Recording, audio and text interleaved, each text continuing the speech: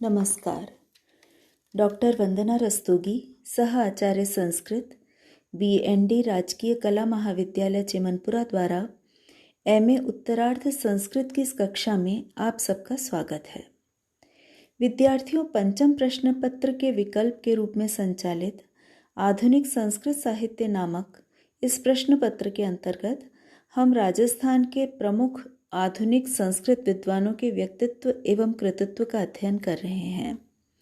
इस क्रम में आज हम जिन विद्वान का परिचय प्राप्त करेंगे उनका शुभ नाम है वेद वीथि पथिक पंडित मोतीलाल शास्त्री।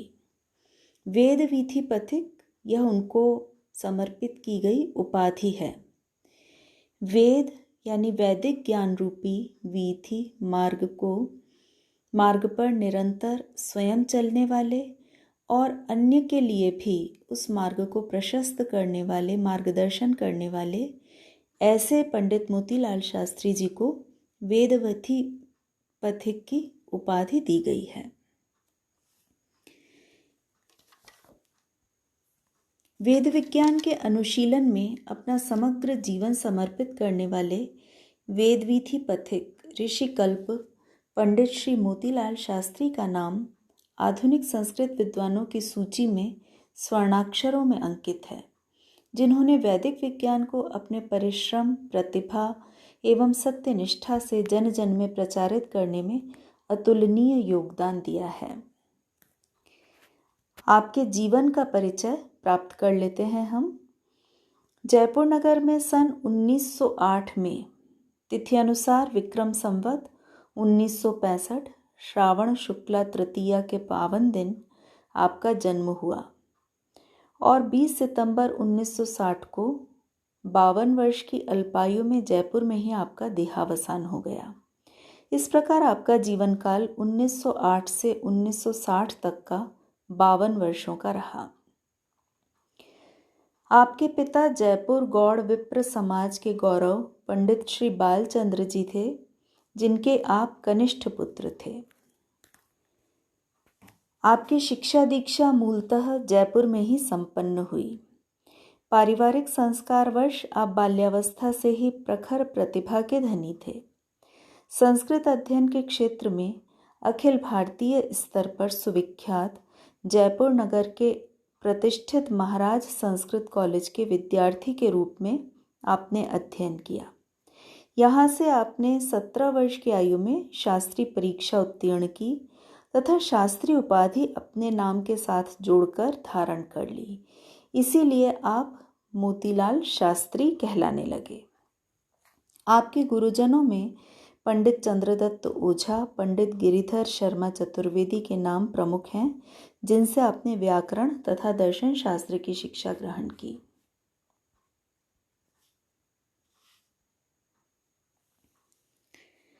अपने गुरु महामहोपाध्याय पंडित गिरिधर शर्मा चतुर्वेदी जी के साथ काशी प्रवास में मोतीलाल जी को पंडित मधुसूदन ओझा जी का वैदिक व्याख्यान सुनने का अवसर प्राप्त हुआ, जिसका आप पर ऐसा प्रभाव हुआ कि आपने दृढ़ निश्चय कर लिया कि जयपुर पहुंचकर आप ओझा जी से वैदिक ज्ञान प्राप्त करने का हर संभव प्रयास करेंगे।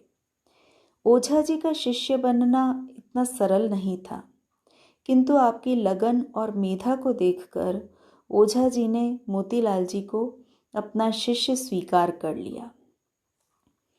लगभग 2 दशकों तक के सुदीर्घ अवधि तक आपने गुरुवर ओझा जी के मार्गदर्शन में वैदिक साहित्य के विविध अंगों का गहन अध्ययन किया, शतपथ ब्राह्मण का ज्ञान विज्ञान परक अनुशीलन किया और वेद विज्ञान को आत्मसात किया। वस्तुतः ओझा जी के मार्गदर्शन में ही आप वेद विज्ञान के पथ पर आगे बढ़ चले। आपके कृतित्व के विषय में यदि हम बात करना चाहें तो आपकी वक्तृता शैली और लेखन शैली दोनों ही अत्यंत प्रकांड विद्वत्ता से युक्त रही हैं। सर्वप्रथम हम आपकी वक्तृता शैली, आपके द्वारा दिए गए व्याख्यानों के विषय में चर्चा कर रहे हैं। वेद व्याख्यान।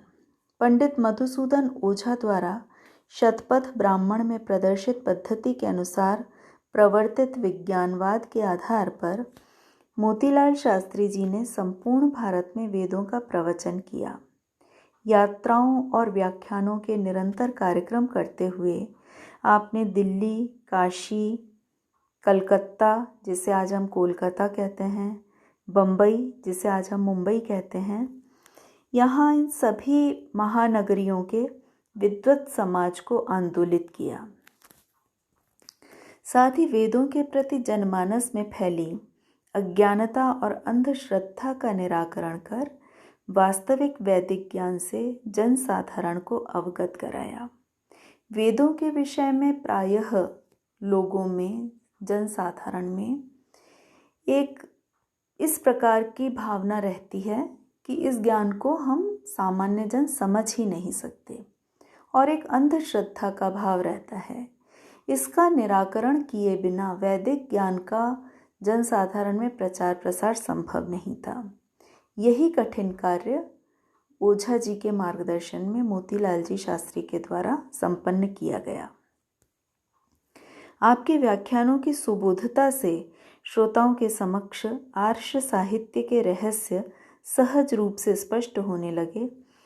आपने जनभाषा हिंदी में वेदों के गूढ़ ज्ञान का निरूपण किया और इस प्रकार वेद विज्ञान का व्यापक प्रचार प्रसार आपके प्रयत्नों से संभव हो सका। पंडित मोतीलाल जी शास्त्री द्वारा संस्कृत साहित्य को, वैदिक साहित्य को दिए गए अवदान के विषय में, इनके द्वारा रचे गए ग्रंथों के विषय में हम आगामी व्याख्यान में चर्चा करेंगे। आज की कक्षा में इतना ही। धन्यवाद।